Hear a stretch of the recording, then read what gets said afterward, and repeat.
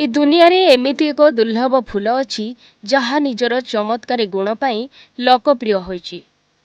ब्रह्म कमल एक विरल फूल।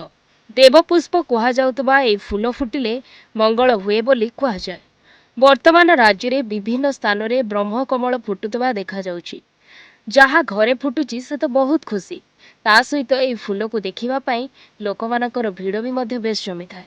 गत रात्रि रे कलाहांडी जिला कलमपुर रे सांबादिक दीपक साहू घरे थिबा ब्रह्म कमल गछरे दुर्लभ फूल को दर्शन पाई तांको धर्मपत्नी विनती साहू और परिवार खुशी होते।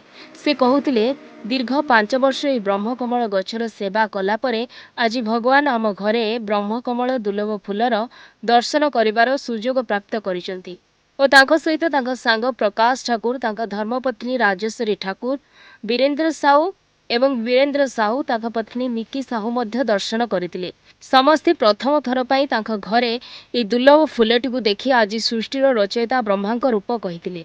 ए फूलर एक पौराणिक महत्व अछि। ए फूल विषय रे एमिति कहा जाय कि जो व्यक्ति फूल रखि थाए तार सबु इच्छा और मनस्कामना पूर्ण होई थाए।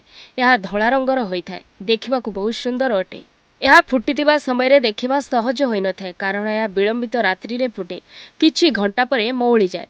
सेतिलागी गछरे थिबा दुर्लभ फूल को प्रथमे पूजा अर्चना कला परे फूल को तोलिथिले। तापरे सकाळु सकाळु कलमपुर निर्माल्य क्षेत्र रे थिबा प्रभु जगन्नाथଙ୍କ पाखरे अर्पण करिथिले। यार दर्शन करिबा बहुत ही दुर्लभ अटे।